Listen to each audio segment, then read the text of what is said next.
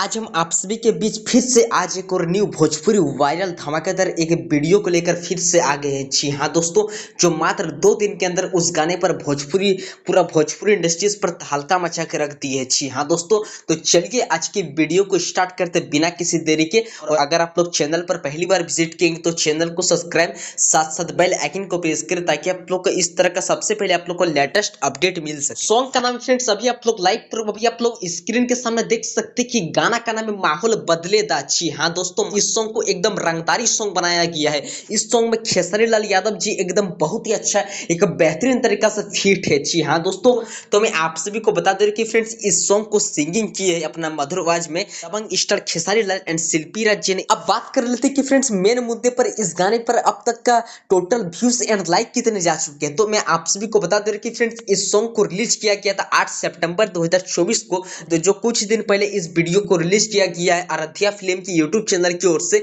जो अब तक का इस वीडियो में मात्र फ्रेंड्स 2 दिन के अंदर इस वीडियो में 2 मिलियन से भी ज्यादा व्यूज जा चुके हैं। जी हाँ दोस्तों, यानी कि इस वीडियो में अब तक का 20 लाख से भी ज्यादा व्यूज क्रॉस हो चुके हैं। एंड वहीं लाइक की बात करें तो 2 लाख से भी ज्यादा इस गाने पे अब तक का लाइक क्रॉस हो चुका है। अगर आप लोग अभी तक इस वीडियो सॉन्ग को नहीं देखे हैं तो आराध्या फिल्म की यूट्यूब चैनल पर इस सॉन्ग को आप लोग को रिलीज कर दिया गया है।